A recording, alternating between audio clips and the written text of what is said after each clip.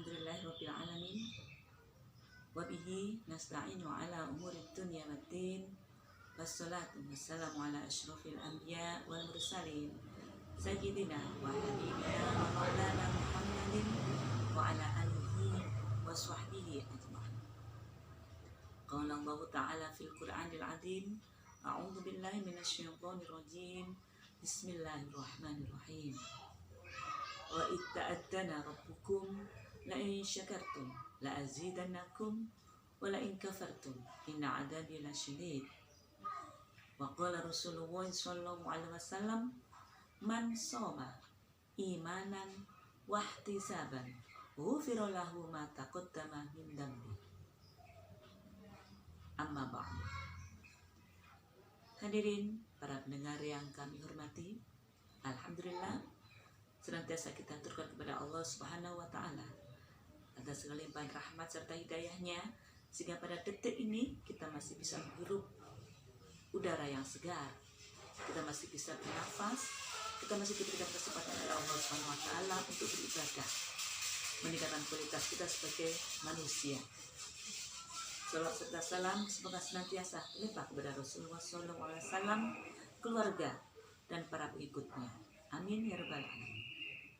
Para pendengar yang kami hormati, alhamdulillah hari ini, saat ini kita akan memasuki bulan Ramadan. Kita akan memasuki bulan mulia, Ramadan Karim, bulan yang selalu dinantikan oleh umat muslim seluruh dunia, di mana pada bulan ini semua kebaikan-kebaikan dilipat gandakan kebaikannya, dilipat gandakan pahalanya oleh Allah Subhanahu wa taala. Saat inilah saatnya kita memanen. Saat inilah saatnya kita untuk berlomba-lomba, fastabiqul khairat, untuk beramai-ramai, berlomba-lomba untuk melakukan kebaikan. Karena kebaikan yang kita lakukan sehari-hari mungkin akan terasa biasa, tapi di sini kita akan merasakan bagaimana kebaikan itu akan dilipat gandakan oleh Allah Subhanahu wa taala. Di mana bulan penuh rahmat, bulan penuh kasih sayang. Seluruh alam merasakan bagaimana maha pengasihnya, maha penyayangnya Allah kepada makhluknya akan kita rasakan di bulan Ramadan yang mulia ini. Saya sampaikan di awal tadi, la in syakartum la azidannakum wa la in kafartum inna adzabi lasyadid. Marilah kita berlomba-lomba melakukan kebaikan sebagai rasa syukur kita kepada Allah Subhanahu wa taala. Kalau kemarin kita ibadahnya biasa-biasa saja, sekarang sebagai rasa syukur kita kepada Allah, tingkatkan amal ibadah itu. Kalau kemarin sunnah-sunnahnya kita tinggalkan, salat ba'diyah qobliyahnya kita sambil lalu, sekarang tidak ada salahnya kita lakukan dengan segenap hati, kita khusyukkan diri. Karena katanya Allah, barang siapa bersyukur maka akan aku tambahkan nikmat.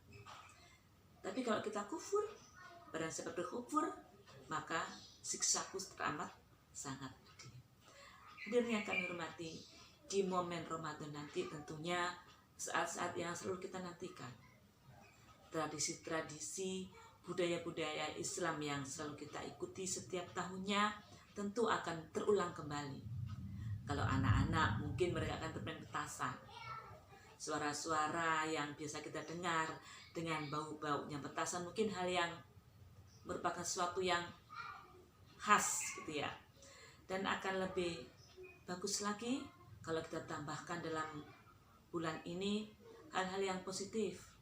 Di antaranya tadarus Al-Quran, semaan Al-Quran, ada juga buka bersama, bukber, takjil bersama, ada juga, dan tentunya kita banyak melakukan kebaikan-kebaikan untuk menunjang, untuk lebih meningkatnya ibadah puasa kita di Ramadan tahun ini.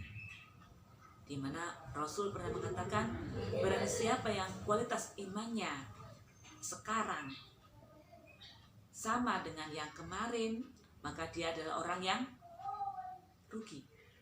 Barang siapa yang kualitas imannya hari ini lebih jelek dari tahun kemarin, maka dia termasuk orang yang rugi juga. Ya, untuk itu marilah kita tingkatkan kualitas iman kita. Jangan sampai kualitas iman kita, kualitas ibadah kita tahun ini ternyata lebih jelek dari tahun yang kemarin. Bagaimana caranya? Banyak sekali tip-tip cara-cara kita untuk bisa melaksanakan, mengisi bulan Ramadan ini dengan hal yang positif. Yang pertama tentu kita mulai dari saat kita sahur. Sahur di sini adalah kualitas sahurnya, bukan dari apa yang kita makan.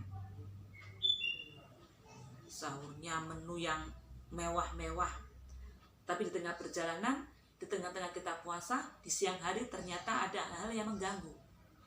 Contohnya kita mudah tergiur, tanpa terasa kita harus banyak berinteraksi dengan orang lain, tanpa sengaja kita ghibah. Sahur yang terpenting kita lakukan, sunnahnya Rasul, sahur adalah kita akhirkan.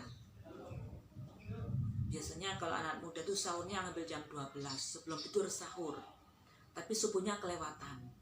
Ya, disunahkan oleh Rasul, sahurlah pada waktu yang akhir, kira-kira menjelang subuh, sebelum waktu imsak kita selesai. Supaya kenapa?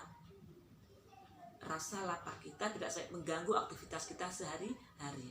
Jangan sampai ada kata-kata saya menurun kreativitas saya jadi lemah. Kenapa? Karena puasa, gara-gara semalam tidak sahur. Itu bukan hal yang masuk dalam pemikiran kita. Puasa memang identik dengan lapar, tapi jangan jadikan lapar sebagai suatu halangan. Itu adalah salah satu penggemblengan iman kita. Jangan jadikan puasa kita hanya sebagai orang yang dapat lapar dan haus. Kita akan rugi kalau gitu. Jadikan lapar dan haus itu sebagai suatu hal yang harus kita perjuangkan. Gimana dalam rasa lapar dan haus itu banyak sekali kebaikan-kebaikan, banyak sekali pahala-pahala yang bisa kita. Para pemirsa yang kami hormati, semoga tahun ini puasa kita mengalami peningkatan dan tentunya diterima oleh Allah Subhanahu wa Ta'ala.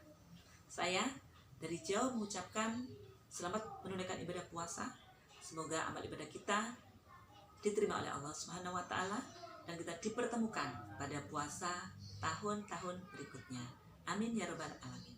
Ihdinas siratal mustaqim. Assalamualaikum warahmatullahi wabarakatuh.